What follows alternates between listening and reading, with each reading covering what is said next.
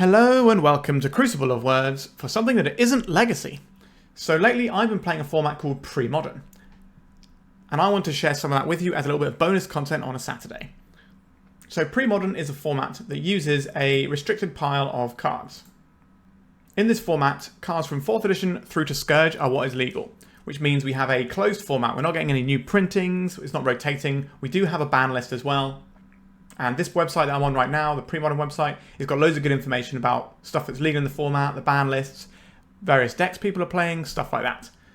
It also has a social section where you can go and find ways of learning more about the format in terms of who you can play against online or in paper, and I highly recommend it. So what I like about this format is the fact that it's lower power level and there's still a lot of room for innovation, as well as being a magic boomer. That's another reason this appeals to me to quite a degree. But there's actually quite a lot of stuff you can do and some untapped potential. And I, as a fan of Food Chain and Legacy, wanted to explore Food Chain in Premodern. There isn't a Food Chain deck that exists, there's no things to go infinite with it.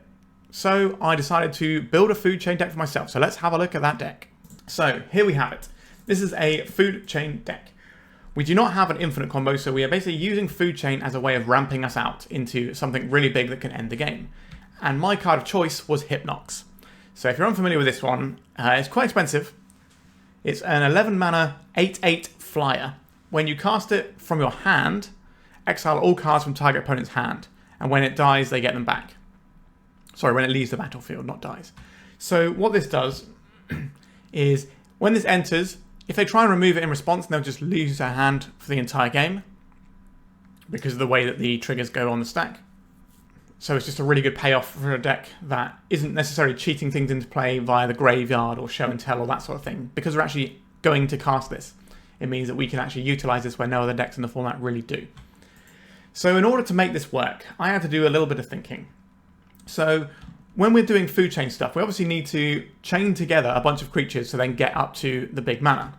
And the best way of doing this is having creatures that have some sort of effect when they enter the battlefield. So I have a little package of these nightmare creatures.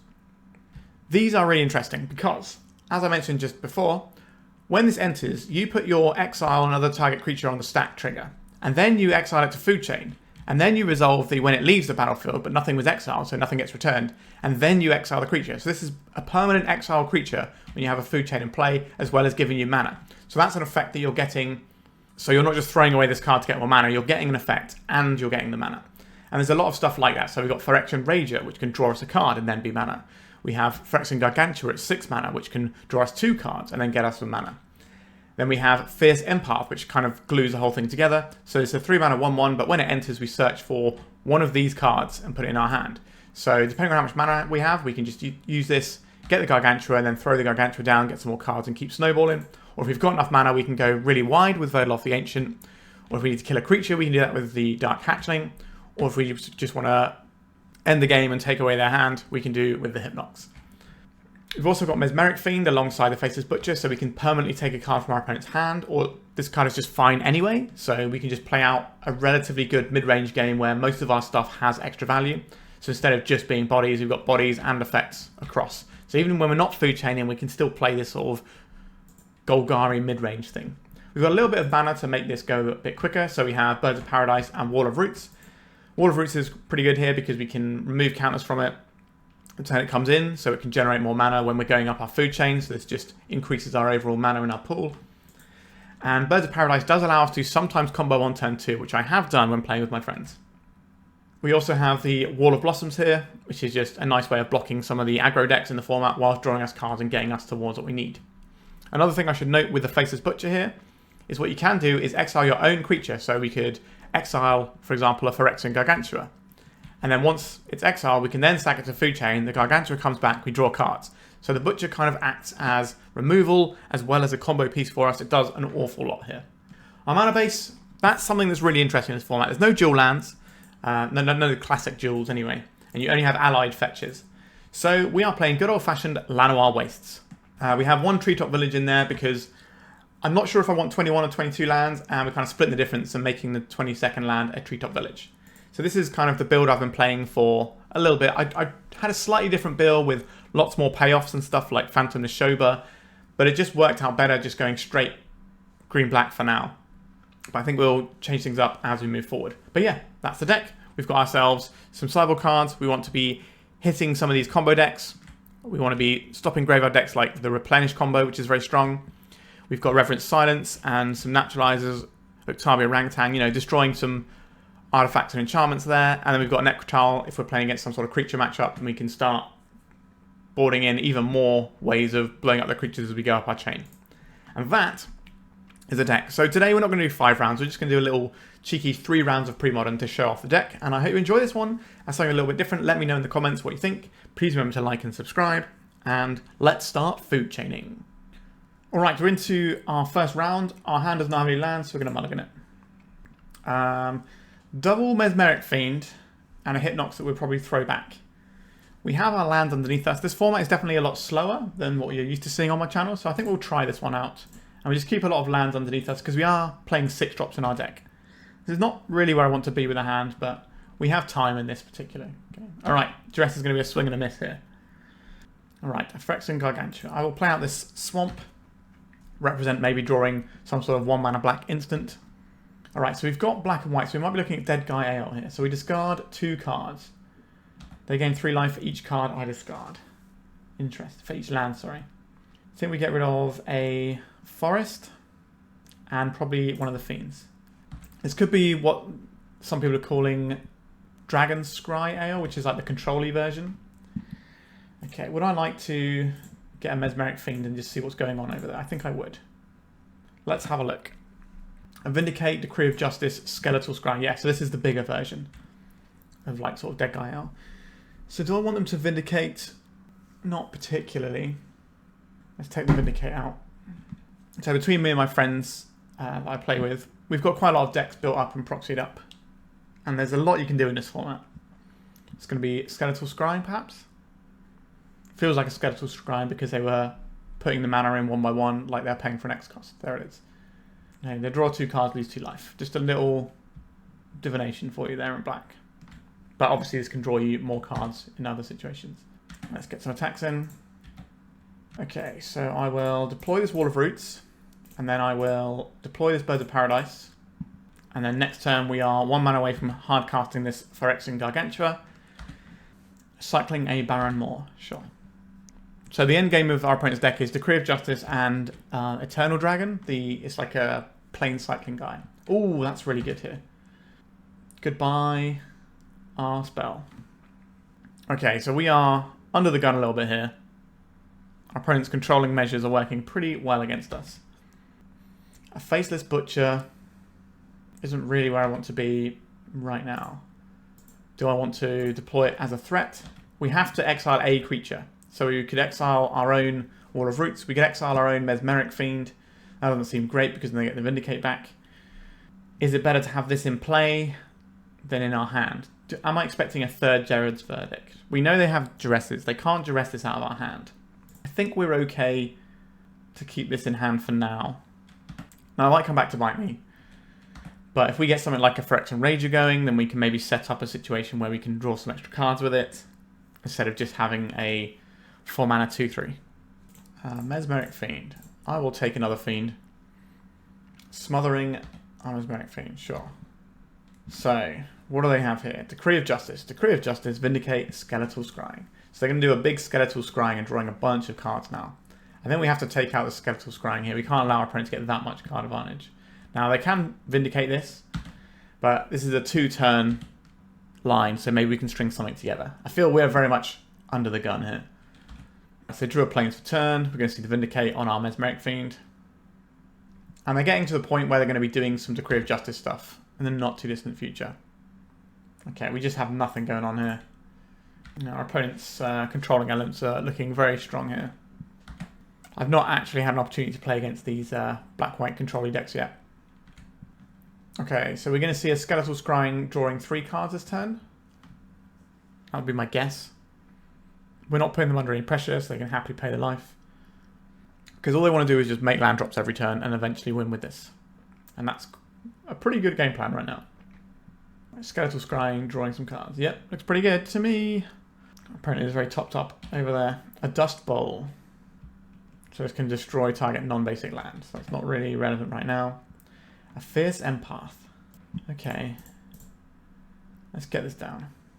So I think in a situation like this, we have 1, 2, 3, 4, 5, 6 mana. So this is going to be a Phyrexian Gargantua situation. We can't deploy this Faceless Butcher to flicker our, or to have this underneath it now anyway. So I think we're just going to pass it over. But next turn we can play this Gargantua. I do have this deck in paper, apart from one Llanowar Wastes, weirdly. And obviously I've gone for all the oldest printings of all these cards, instead of these newer ones.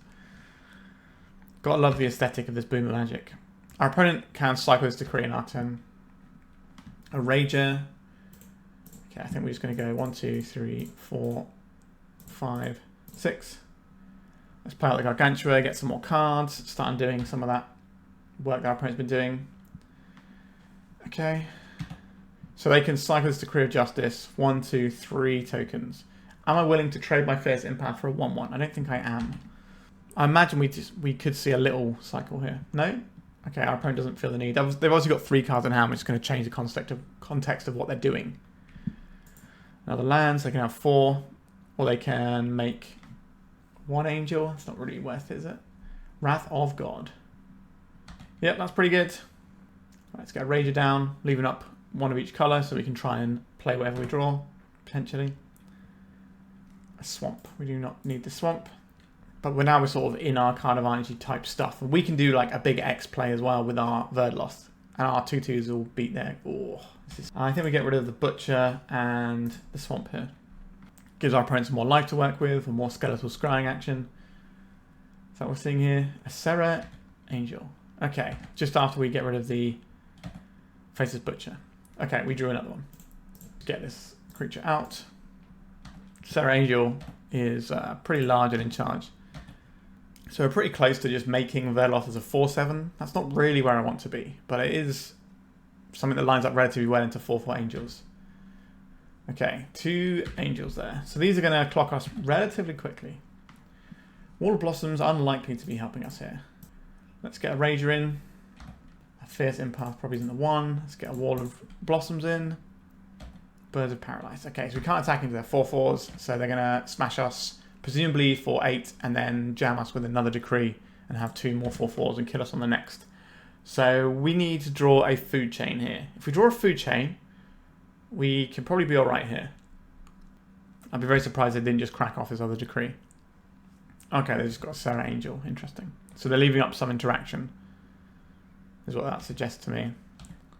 A Wall of Roots. That does not do it. We don't have enough mana to Fierce Empath and get our Dark Hatchling. Alright, let's go to the sideboard. Interesting. So, what do I like here? So maybe they're just on Serra Angels instead of Eternal Dragons. So the things that have some amount of interest to me right now is the Nekrataals maybe, because we do need to deal with some of the big things, but I think it's more the Duresses that we want here. We have to decide what doesn't look good. Honestly, the Wall of Blossoms isn't stopping any of our opponent's things. Now, this is obviously card draw. So it is part of our engine. So we have to make a decision about, do we want to cut some mana out here or do we cut some card draw? We could split the difference and sort of take a couple of walls of each kind out, just to fit in these Duresses. I think that's reasonable. Right, let's give this a go. Okay, I'll keep this one. We've got a lot of hand disruption here, so we can stop our opponents setting up well. If we get to do our thing and just food chain into Hypnox, it should be very good in this matchup. Duress. We might be in a situation where we have to Duress our opponent's Duress here. Let's have a look. They have a Duress. I don't really want that to hit me, because the Duress will take our food chain. I think the food chain is going to be a key part of winning this game. But if we take the skeletal scryings, that's also going to be pretty useful, and they just can't gas up, because this is like a key part of how their deck operates. I don't think we can afford to let this Gerard's Verdict. I think I'm just going to take their hand disruption here. And then I can play the Mesmeric Fiend taking the scrying. Sorry, not the scrying, the Verdict. Okay, so no, they didn't draw this. They already had it in hand. Okay. Let's get this Mesmeric Fiend in. I'll take this Verdict. So I'd like to find a land. If we don't find a land, we can still Duress away one of these scryings. So I think that is better to play here. We can get some card draw going, try and work through our deck, maybe find a land here. Did not find a land, okay. Let's bash a planes. So they showed us that that was the card they drew. Alright, let's duress our opponent again. Wrath of God and 2 Skeletal Scryings. I think I'm going to take this Wrath of God. Allows us to deploy the Birds of Paradise here. Skeletal Scrying is an instant, so they could just Divination here at end step, which is pretty strong. This black-white deck looks pretty cool. Infest. Okay, that's pretty bad news for us. A Duress. Okay. Struggling a bit with our mana over here. But we keep duressing our opponent. Gerard's Verdict, Skeletal Shrine, Smother, Smother. I guess we take the Verdict here. Feels like we're not going to have a great time here. Yeah, I've not played against a removal-heavy control deck with our list yet, and it certainly feels awkward. Oh, they drew another Verdict, did they? Okay, we'll get rid of this Food Chain and this Faceless Butcher. That might incentivize our opponent to... I guess they can hold up this Smother for whenever they need. Alright, we're just not drawing any mana today. Like, part of that is because our opponent gets to blow up our mana in the form of the Birds of Paradise. You're going to see a big Skeletal Scrying here. Yep, a big Skeletal Scrying. Pretty damn powerful. Let's have a look. We finally drew the land. Our opponent can't smother us now. We can just get this Food Chain in. We can turn this Wall of Blossoms into a Phyrexian Rager. So I think our opponent's... Oh, they got plows out. Yikes. So I think our opponent's ability to just absolutely ruin our mid-range plan means that we are desperately trying to do combo stuff against them. Because we're never going to get through this Wall of Removal. But the problem is that Wall of Removal is very good against how our combo works. Although once we have the Food Chain in play, we can start playing stuff and sacking it before they get the chance to remove it. Or sorry, not sacking it, exiling it. A Morph. This is probably Exalted Angel, which is a 4/5 lifelink flyer. Fierce Empath. So we play this for 3 mana. That gives us 4 mana. We play the Faceless Butcher. That gives us 5 mana. So I don't quite have enough mana right now. Do I want to wait a turn? Like, we can just remove this Morph right now if we want to. If we leave these cards in hand, we're risking getting hit by hand disruption. We could just take a poke with the Duress this turn. If we find a land or any creature next turn, we can maybe start going up the chain here. I think that makes more sense. Because we know they've got a bunch of removal in hand. We just don't want to open ourselves up to getting disrupted. Uh-oh. What's this going to be? Okay, they're cycling the Decree for 1. Okay, 2 Smothers. Okay, we knew about those already. So we just don't want our opponent to find any hand disruption this turn. And if we find a land or a creature, we can do some stuff. Ideally, we find something like a Rager. And this gives us more looks. Okay, so they played a Swamp. So they have 1 mystery card in hand. Are they going to morph this up? No. Okay, we found the Rager we were looking for. So let's get this going first. Okay, so now I'm going to play this Faceless Butcher. We're going to hold priority. We're going to target this Morph. And then we're going to sack this for green mana. We're going to permanently erase this Morph. See? This is what we're talking about. Oh, it's Bane of the Living. So this gets us 4 mana, 5, 6, 7 mana, right? 4 mana, 5, 6, 7. So we can search for a Rager here. Sorry, not a Rager, a Gargantua. We can sack this Fierce Empath for black mana. Cast our Gargantua. We found a Mesmeric Fiend. Not the most useful.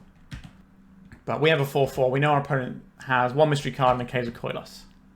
So we have the biggest thing on board right now. Our opponent does have some really good top decks, like Skeletal Scrying, or just like 4/4 Angels, or Vindicates. Okay. No, that might not have been a top deck. That might have been the other card they were sandbagging. Okay, they played a Dust Bowl. So if I'm right, they should have 1 Caves of Koilos in hand. Mesmeric Fiends. These aren't great right now. I'm pretty sure the Caves of Koilos is what's in their hand, so we don't need to play these out just yet. It does expose us to something like a Gerard's Verdict off the top. But if our opponent has some like reactive removal spells, we can play the Mesmeric Fiend and take them out. We've got a lot of life to work with here. There's going to be just a big Decree of Justice. because that's pretty awkward for us, I won't lie. Eternal Dragon. Okay, that's a lot easier for us to deal with. They are playing the dragons in their deck, sure. Our opponent's deck looks really sweet. Okay. Let's play our Dark Hatchling here.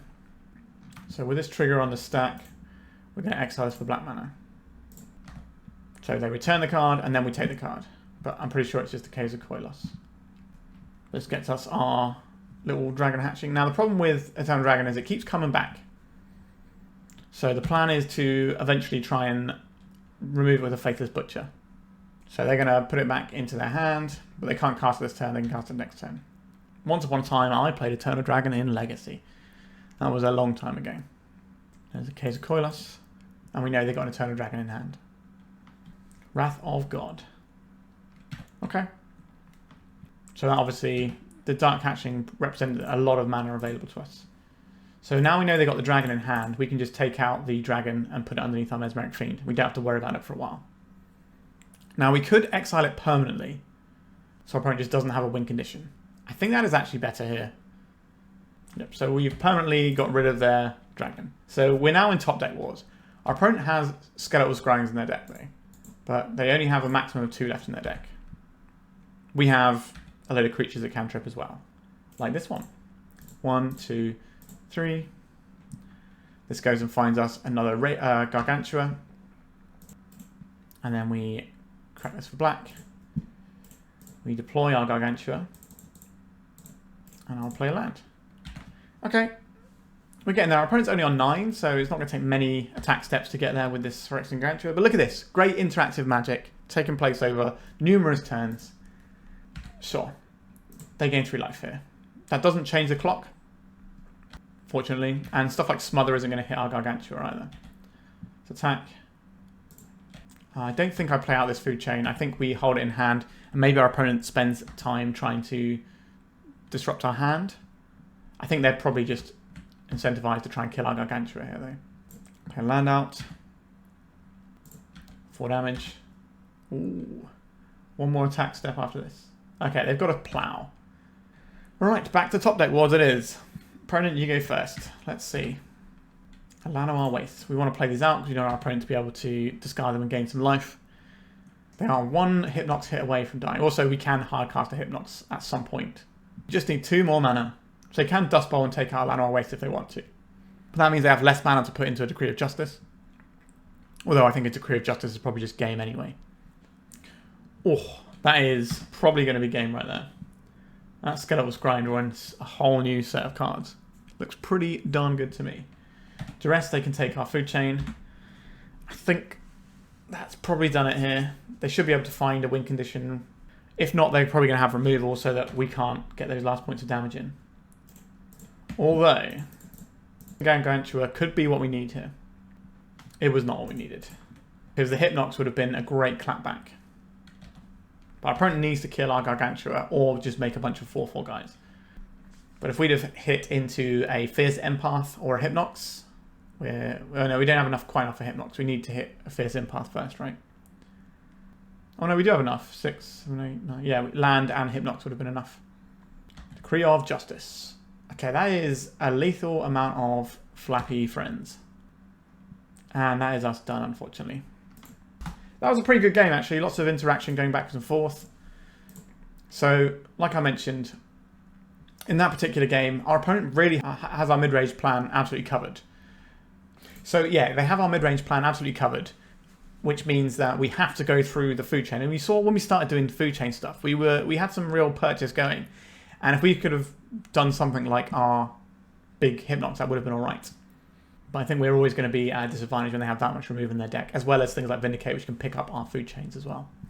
All right, let's see if we can get another game in. All right, we're into round 2. Our hand doesn't have green mana.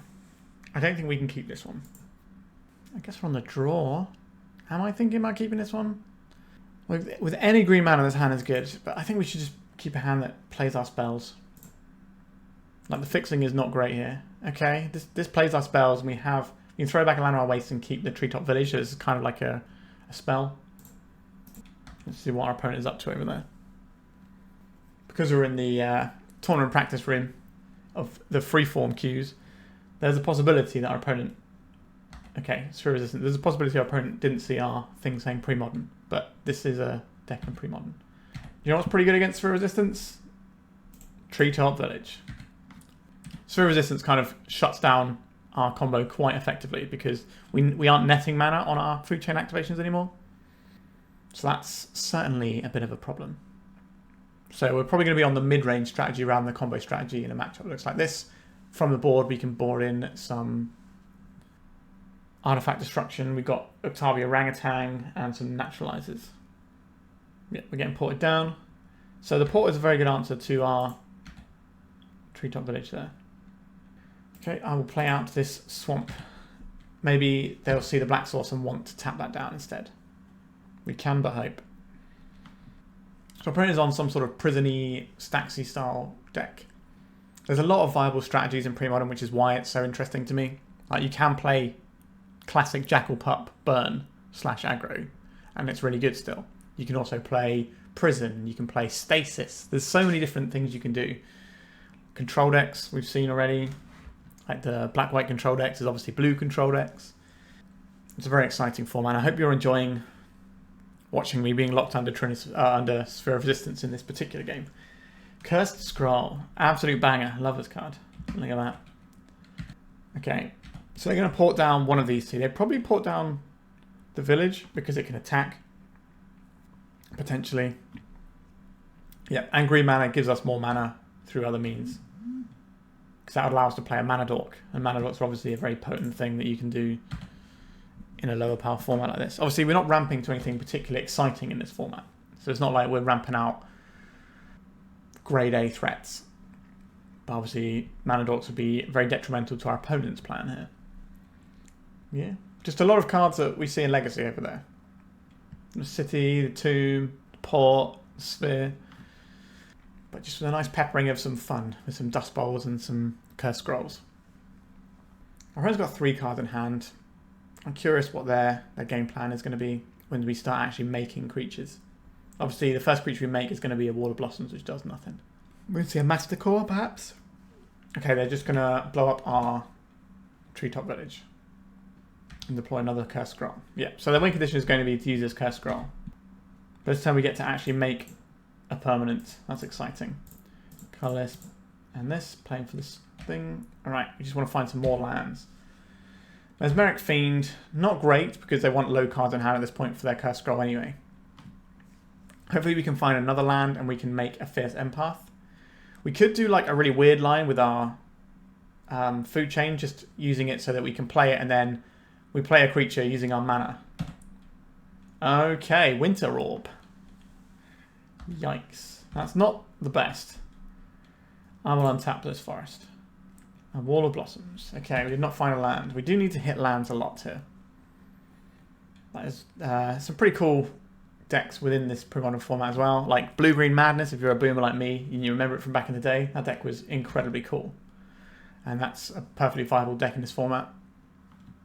It's probably the first good deck I ever played in Magic. I will untap our Swamp, please. We can't play anything yet because of the Sphere. I don't want to just play out another Wall of Blossoms here. I want the thing we play to actually have some power and toughness. Ideally, we want to do a bit more. I guess we probably play the food chain. And the food chain can kind of let us sack our guys and just upgrade them to bigger guys each time. But we're in it for the long haul here. So the problem with just playing out the Rager is that they can Curse Scroll it. But it depends how many cards they have in hand. They'll have to tap quite low because Curse Scroll is 3 to activate. But they can just hold up the Rishdam Port here and just port us. It's interactive Magic, just in a different fashion. Can we draw the land? We didn't draw the land. That is quite annoying. We could play a Wall of Blossoms to try and draw another land. This is just mana saved up once we get the food chain in play. Maybe this is a wild thing to do. But we just need to keep hitting lands, really. Gonna get rid of this Mesmeric Fiend. We're not really worried about our opponent's hand as much as what's in play.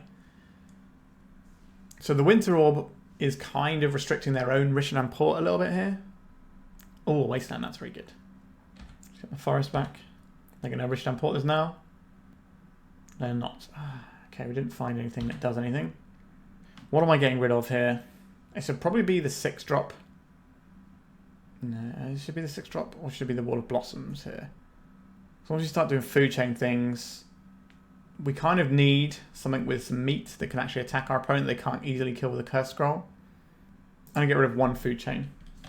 It does show our opponent what we're about, and that might change the way that they're interacting with our mana base. Ring of Gix. Okay. So this is a like fixed Icy Concept, Icy Manipulator. So I can pay 1 and tap down artifact, creature, or land. Okay, so I'm going to port both of these down using the Ring of Gix and the Rishtan Port. Oh, they're tapping their own Winter Orb down. Oh, that's really smart. Okay, that's way better. Oh, that's so much better than... So now they get to untap all of their stuff. I guess we get rid of Water Blossoms here. Oh, that is brutal. Okay, are they going to pay the Echo on this? Presumably. They have quite a low life total. Not sure if that's something we're going to be able to leverage though. But this is going to be a one-sided Winter Orb, so they're just going to be able to tap us down a lot. So we're going to need to draw a lot of land, but every land is going to be tapped. Have they just locked us out here? Feels like they might have just locked us out. So tap this land down. We go to our turn. They tap this. They get everything back. And we get one thing back. Then they tap it down. Yeah, so we are locked out of this game. Alright. Understood. I would like to have some access to some Naturalizes and some Uktabi Orangutans, please. There is an argument for having Duress on the play so we can take out one of their annoying prison pieces. Again, Wall of Blossoms isn't really a matchup for you, but the Wall of Roots looks incredibly good here. Do I want Verdeloth the Ancient? I don't think we want the Dark Hatchling here, actually. So we get 1 Duress in. If we want more Duresses, we have to do more cuts. We're obviously not cutting any mana production. The Mesmeric Fiends are pretty good. There's no point cutting them for Duresses, really. We need the Ragers. We need all this stuff to kind of do our bits and pieces. The only thing I think is cuttable here is the Verdeloth the Ancient. So I'm going to try and swap that out for Duress. What does this hand do? It's very slow. If they don't have a Sphere of Resistance, though, we can do some reasonable stuff. But it's on a slow timeline. I think we should mulligan to some sort of mana dork. Alright, many mana dorks. I'll keep this, we'll get rid of a forest.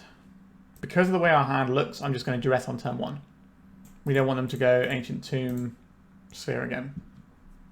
Okay, Grafted Skullcap. This is one of their win conditions. At the beginning of your... Oh no, sorry, this is a different thing. So this is the beginning of your draw step, draw an additional card. At the beginning of your end step, discard your hand. So they have Mind Stone, they have a Winter Orb. I guess we take the Orb, just take all their annoying things. Allow them to ramp a little bit, I guess. So Mind Stone off of an Ancient Tomb. Right, we will Duress our opponent again. Take this Grafted Skullcap. Play a Birds of Paradise. Rishtan Port. And there goes the port. That doesn't really bother us at this moment in the game. A Fierce Empath. I think it's better to get the other birds in here, given the way our opponent's deck works. We know they have a Wasteland, so I don't want to play this Llanowar Wastes out. We can use it for mana next turn. So they got City of Traitors and Wasteland in hand, if I remember rightly. There's a city. A Grafted Skullcap. Can draw a bunch of stuff. So they discard their hand, then in their turn they're going to be drawing extra cards. Right, we're getting ported down, that doesn't matter here. They discard the Wasteland, which is good for us. A Wall of Roots. So we have 1, 2, 3, 4 mana. If we play this one out, we can play this and the Fierce Empath in the same turn. That sounds pretty good to me. Let's go and get this Gargantua. We can deploy next turn if they don't address our mana. So we're doing okay. Like if they don't make anything too exciting this turn, then I think we're in a good spot. They probably have a Snaring Bridge in their deck, but we obviously have Uktabi Orangutans and stuff. Thran Dynamo. More mana for our opponent. Icy Manipulator. Sure. So they can tap down our mana here if they want to. Getting ported here. So they know we have a Gargantua, so if they want to tap down one of our things, it makes it harder for us to cast the Gargantua potentially. 1, 2, 3, 4, 5 mana. Okay, we did not get quite where we needed to be. However, we did get somewhat good. So I think we are going to attack for 1 first. And then we're going to see if we can do the food chain thing.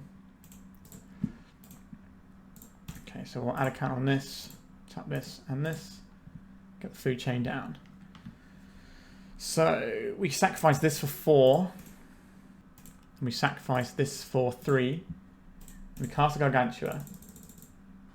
Draw some sweet little cards. Play out a swamp. So we have 1 mana, 2 mana, 3, 4, 5. Okay, so we can play this Gargantua out, which I think I'm going to do. 3, 4, 5, 6. So we could tap this for green and then use our mana, and then we have green floating.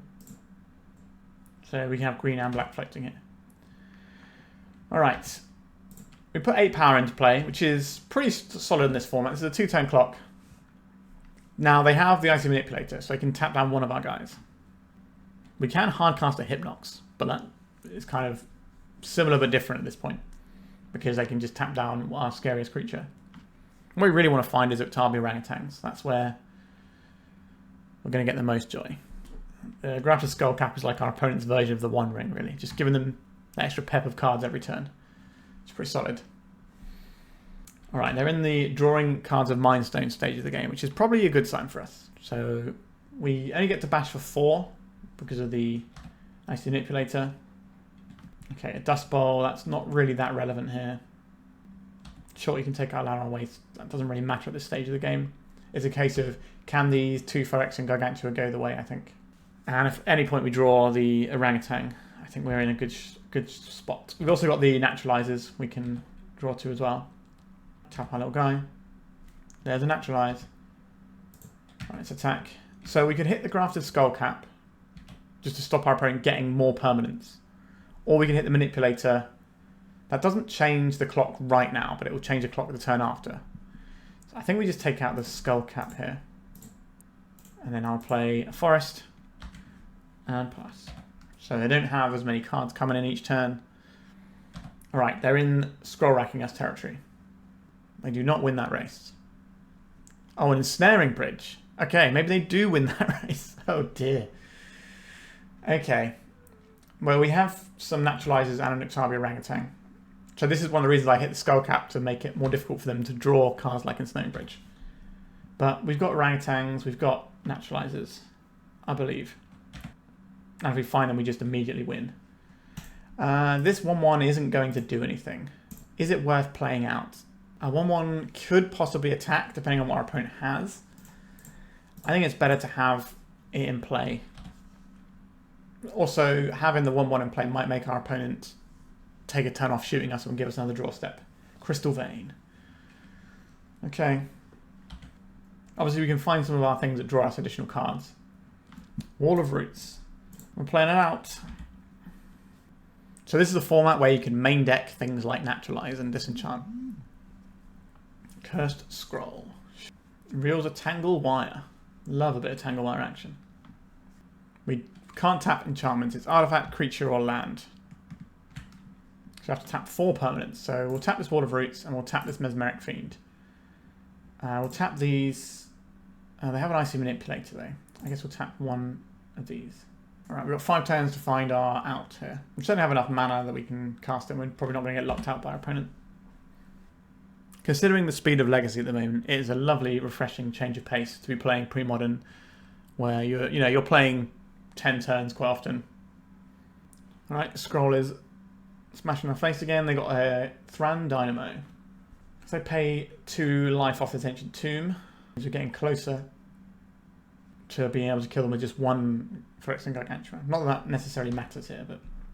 Okay, so they can't tap anything down here. So... that'll do for now. Not draw what we were required to draw. We've still got some turns, but it is getting a little bit spooky over here. Well, we're getting Cursed Scroll again. It's kind of like a bit like Pox gameplay, this one, with the slow bleed out. Orishadan Port, okay. So they have 2 ports and an Ice Manipulator, so they can tap down 3 of our lands. So we have to tap down 2 permanents. I'm going to tap down our non-basic land and our Wall of Roots. They're going to tap down 2 of our lands here. They can tap down 3 of them if they want to. They could tap down all of our green sources, but we still have the Wall of Roots. Do we draw the orangutan? Come on, Orangutan. Okay, we've drawn something that can draw us another card. It's another look. It wasn't a good look. So the 1 life doesn't change the clock. Alright, that's it for us this turn. Maybe we'll draw on the last turn to make it extra dramatic. Curse Scroll to the face. How much damage are you going to do your last opponent? It's the 2 damage, and then they're going to play another Curse Scroll maybe, and then have lethal next turn. No, it's just an Ancient Tomb. Okay, that's fine. Are they going to Dust Bowl away our Llanowar Wastes? Yes, okay. No additional damage from our opponent, so we know how many turns we have left in this game. This one down. Come on, Orangutan. We did not find the Orangutan. This means we have 1 more draw step to find the Orangutan. Our opponent can't draw the Curse Scroll and fire it off in the same turn here. Sure, you can tap our land down. Oh, they're going to 3 life. That is a relevant amount. Because that means that they can't Icy Manipulator very easily to keep themselves alive if they play like another Tangle Wire and we tap a bunch of creatures or whatever. In comes the Curse Scroll damage. Puts us to 1. So Phyrexian Rager isn't a viable redraw anymore. They reveal a Tangle Wire. Okay. So deploy the Tangle Wire here. How much of our stuff can they tap down? So we need to tap down some things here. The Wall of Roots is the obvious one. So they can tap down 1 creature, but only 1 creature needs to get through. So if we have 1 Rager, but they tap the Rager was the problem. Sorry, the Gargantua. So we tap these 3 and we'll tap 1 Swamp. And they're probably going to tap down 2 of our green sources. So this is purely just what is the top card of my deck. But we're like a big chunk of the way through our deck. So statistically, it's not impossible that we are odds on for drawing 1 now. Come on. Oh, they're using the manipulator there. And we just drew the land. GG's opponent. Did not get there. Okay, 2 cards down was a Naturalize. So that particular game was interesting. We used our Naturalize in a way that I thought was going to be beneficial for us. But if we'd have held it, we might not win that game because they'd be drawing more cards with the Skull Cap, so they might just find another Ensnaring Bridge. But we had 3 answers in our deck that just win us the game, and we just couldn't hit any of them there, which is unfortunate. But it definitely looked like we had reasonable plays that game. Having Mana Dorks and the Wall of Roots is pretty handy, and the Food Chain allows us to play around their strategy quite nicely. I'd be quite interested to play that matchup again at some point. Alright, let's go to the 3rd round and see how we do. Okay, our opener for the final round is a little bit slow, but it has a lot of juice going on. We're on the draw, so hitting a land drop is relatively likely. I'm going to keep this one because the format allows us to play slower hands like this. A Birds of Paradise from our opponent, sure. Wouldn't mind a Birds of Paradise of our own, but alas, we just have a Swamp, which is fine. It means we can do turn 3 and get things rolling. Wall of Roots, okay. I will follow suit and play a Wall of Roots. So we have the option of just comboing completely next turn. Let's see if we can do exactly that. Survival of the Fittest. Yep. Pretty good card. Too good for Legacy, but it's in Premodern. So they can use this on our turn as well. So this is like Survival Rock by the looks of it. Alright, I think we're going to Hypnox our opponent this turn. Okay, so let's add a green. Sack this for green. Play this Wall of Blossoms. Sack this for black. Play this Rager. Sack this for green. Play this Fierce Empath. Or exile, not sacrificing. Important distinction. Gargantua. Sacrifice this guy for black. Okay. We can sacrifice this guy.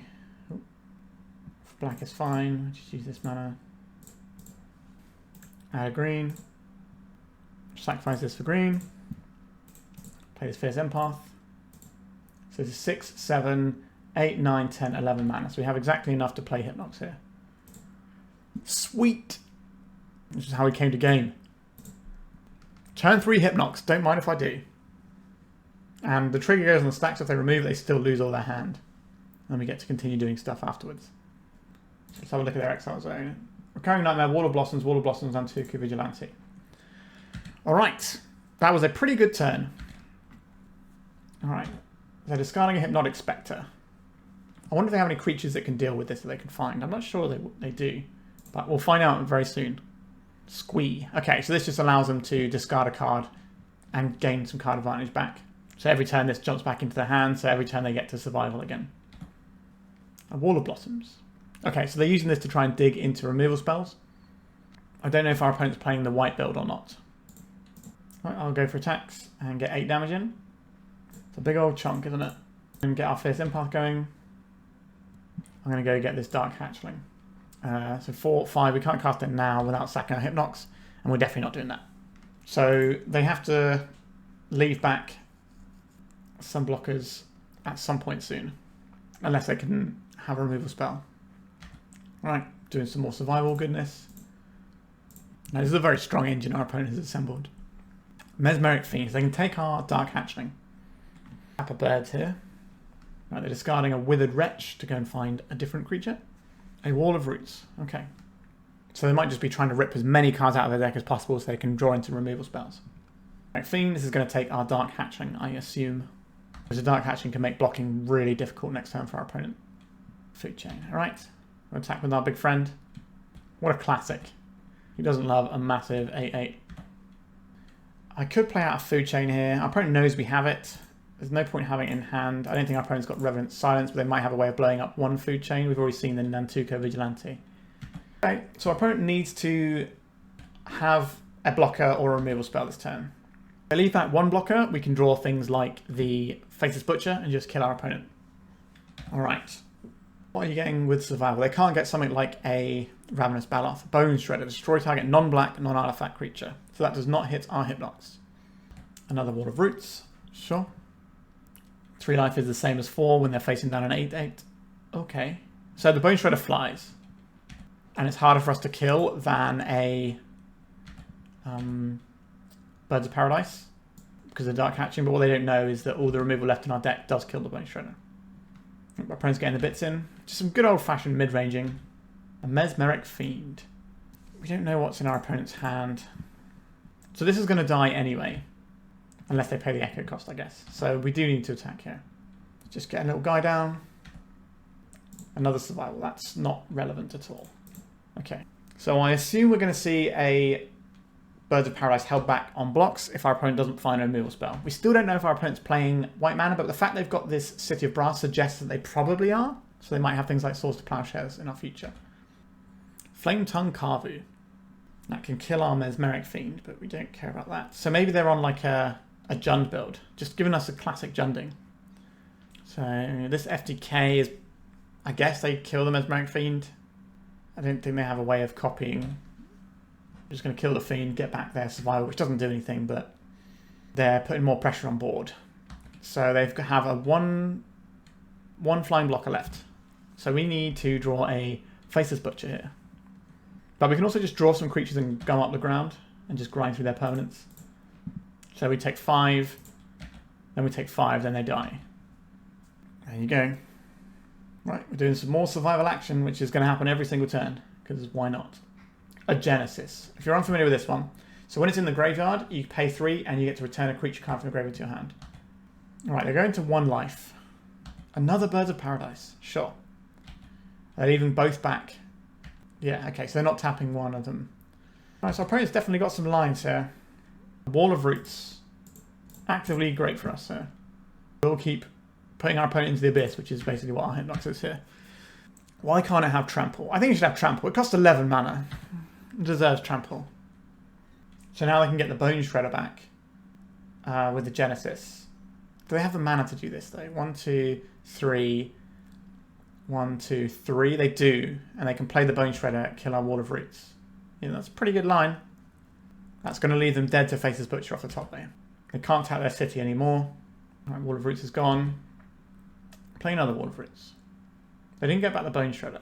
They just got back a Birds. I think the Bone Shredder is better there because it takes out our Wall of Roots.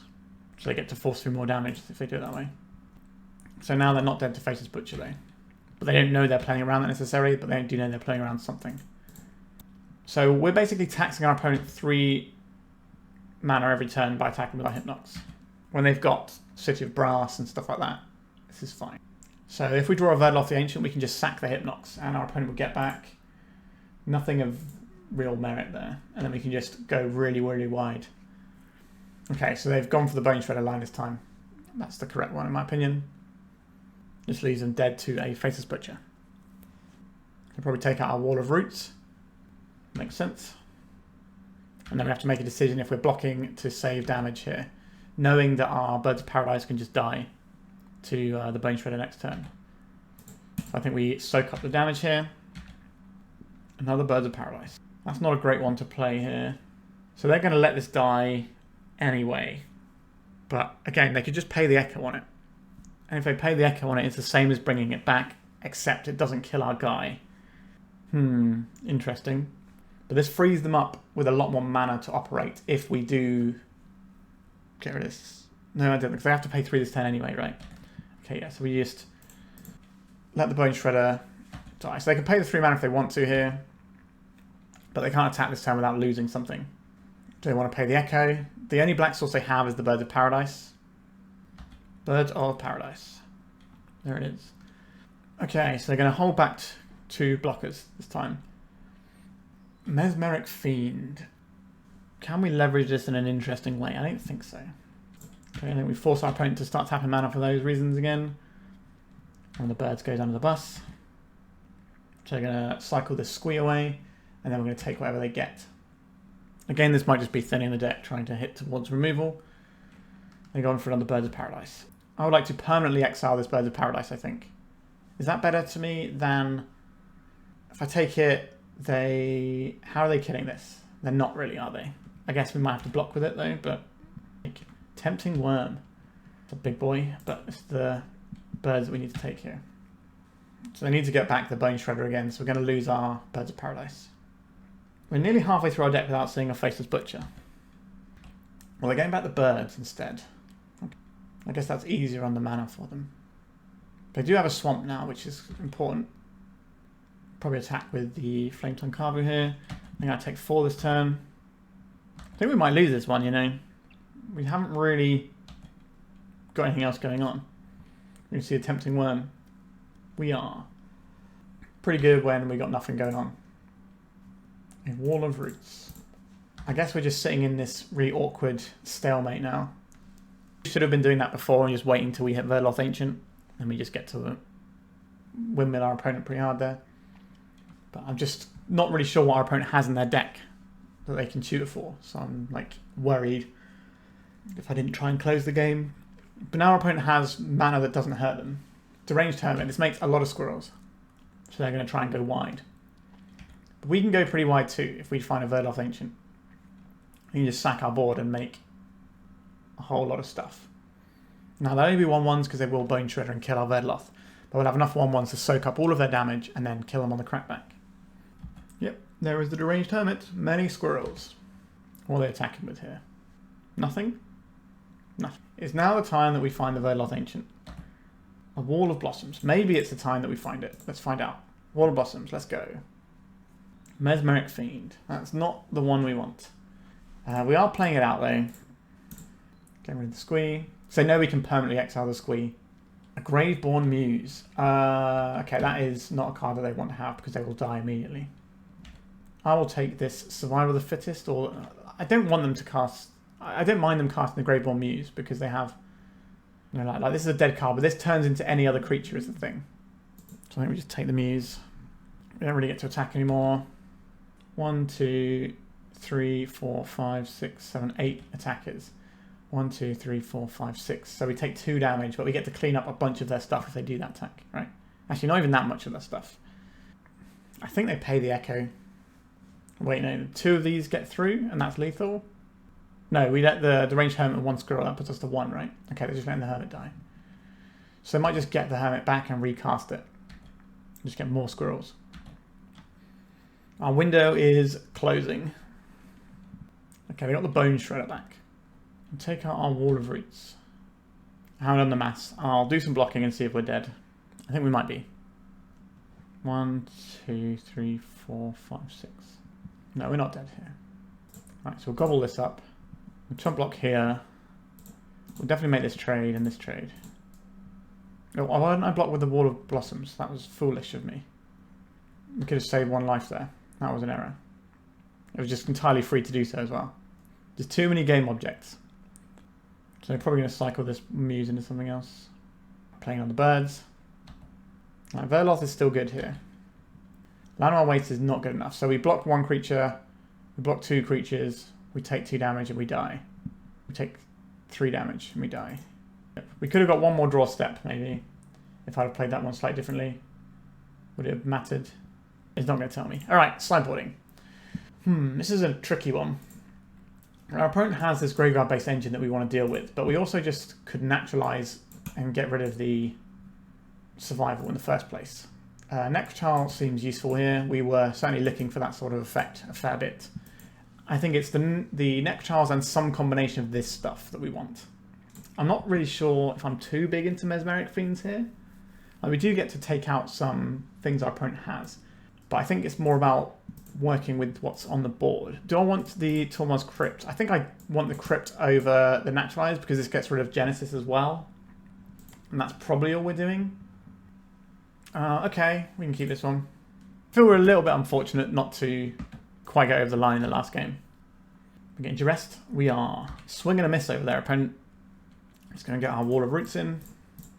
So I don't think our opponent has any reasonable removal to actually kill our Hypnox. The problem is our Hypnox wasn't actually good enough to win because they had so many ways of chomping it. I'm just going to get this Fierce Empath down. It can start beating down.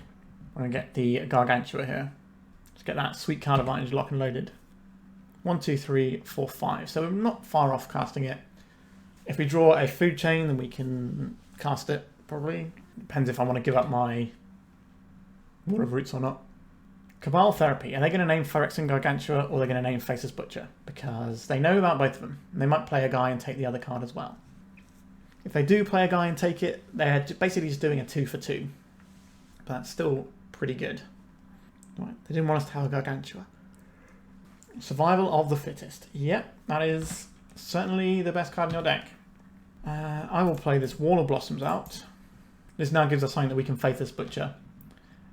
And use our Butcher as a card advantage engine. Not really an engine, just as a cantrip.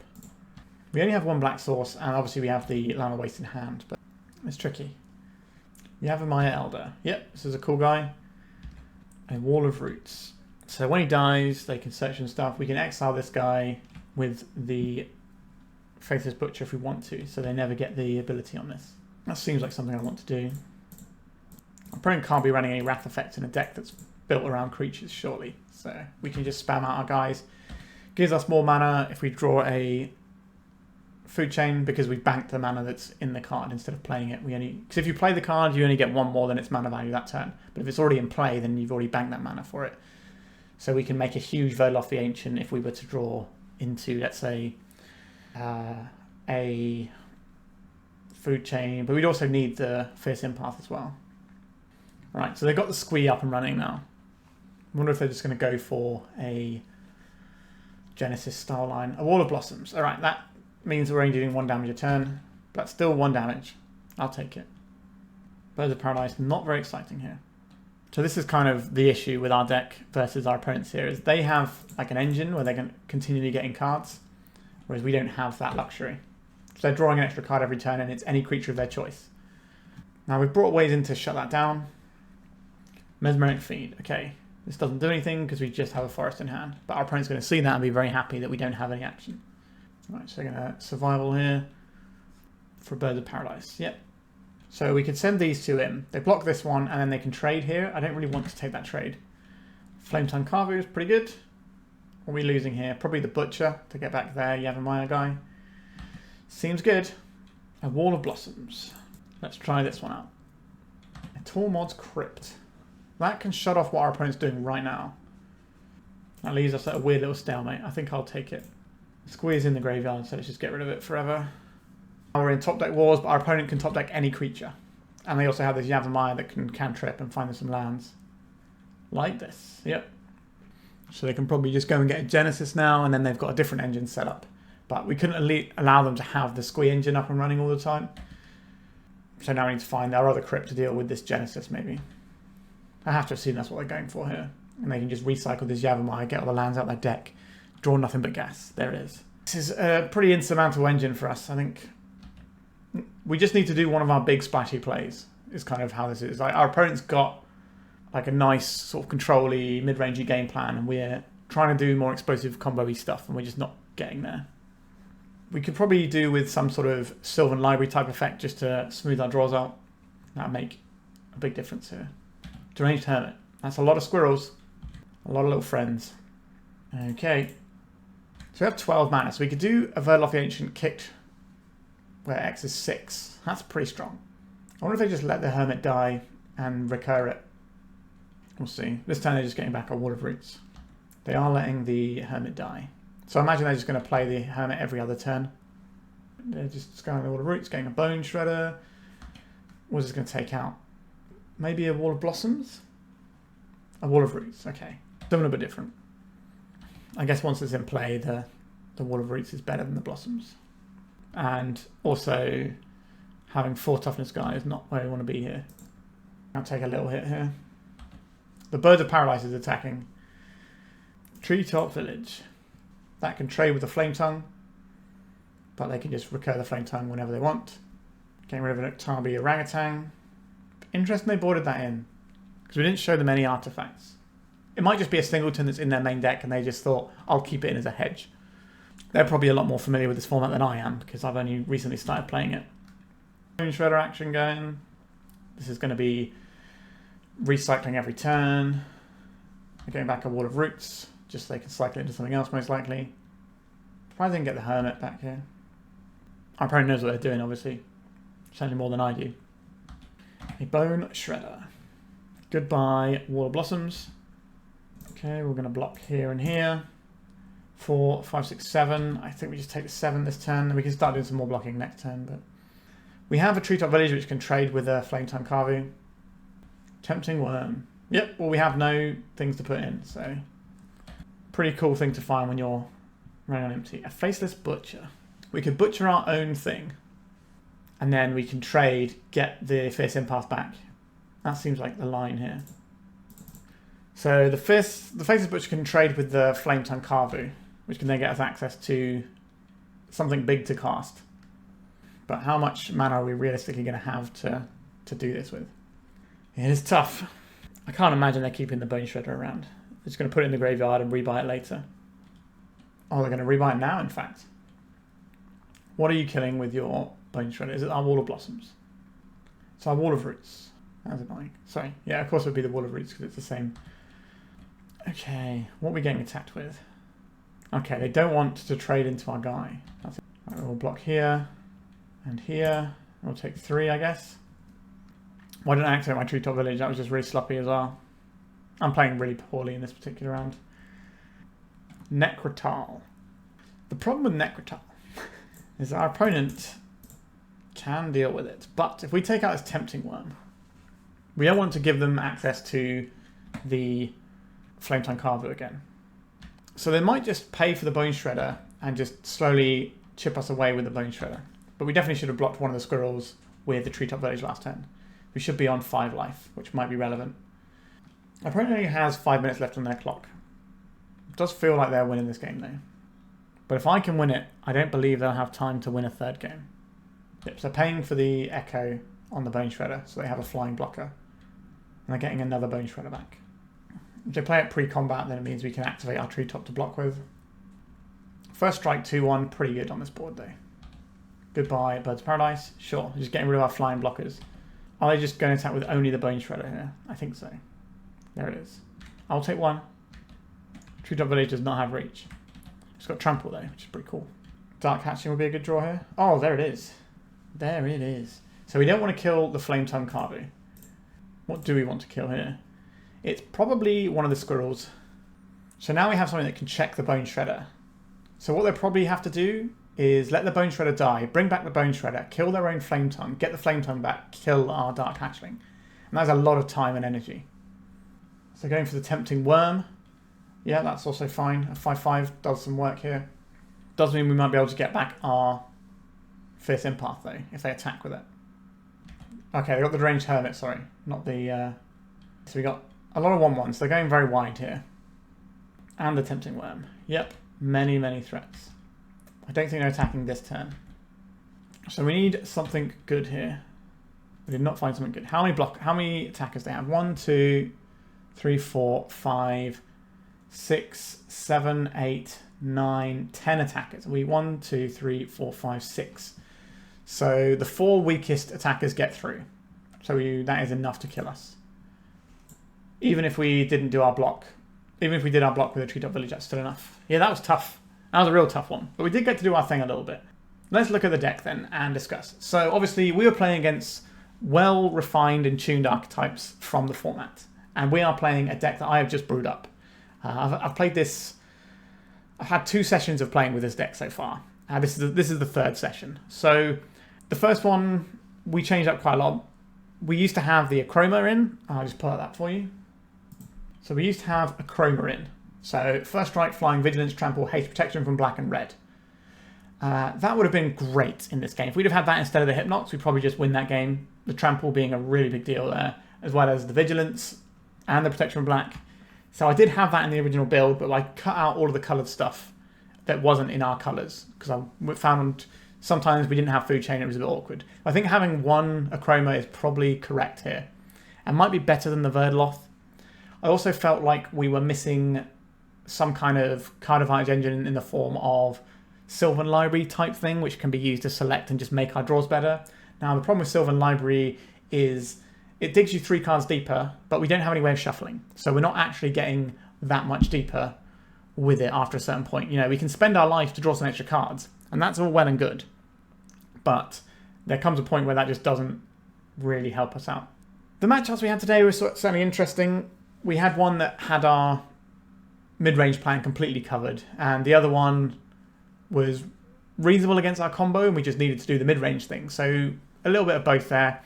And we certainly had draws in most of our games where if we draw the thing, we win. And sometimes we had 4 of those cards in our deck to draw, and we didn't hit them in half our deck. So a little bit unfortunate on that one, but there's definitely ways we can improve this deck. It's definitely not a finished article just yet. The problem comes, where do we start putting these cards in to fix it up? So I think we could probably trim a Wall of Blossoms for a Sylvan Library, possibly 2. That seems reasonable. Where am I putting this Acroma? Possibly over the Verdeloth. We never really did the Verdeloth stuff. There were definitely times though where I wanted the Verdeloth. Going wide was a big deal. So it becomes a little bit more difficult. Maybe we get rid of the Dark Hatchling here, and we just have this as an Acroma. That's certainly a possibility as well. I'm going to try out. I don't think we want to have too many off-color threats. I think just having a Acroma is fine. It's kind of the biggest, meanest thing around. It's kind of what people are reanimating as well when they're doing reanimate stuff. So, yeah, I was pretty happy with this one today. We got some games in. We had some real games. They're all, interactive for the most part.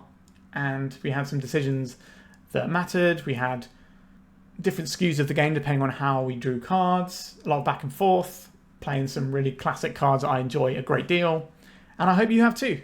This is the Premodern format. Please check out in the description. There's a link to the Premodern website where you can start delving into this one a bit more. It's a quite cheap format to get into as well. I think the cheapest deck is like $50 or something like that, or maybe even less. So it's definitely a format that you can jump into and have fun with the existing archetypes. But I think there's also room for brewing, which is what I'm doing here. I have a very different take on food chain that I would like to try at some point as well, that you will no doubt see.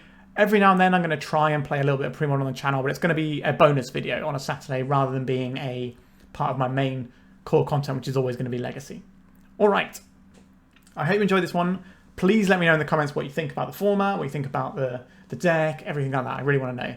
And if you would be wanting to see more Premodern, that's important to know as well. All right. Thank you so much for watching, and goodbye. If you'd like to support me in the channel, please check out my Patreon. It has a free guide to budget turbo depths, as well as 3 tiers of support.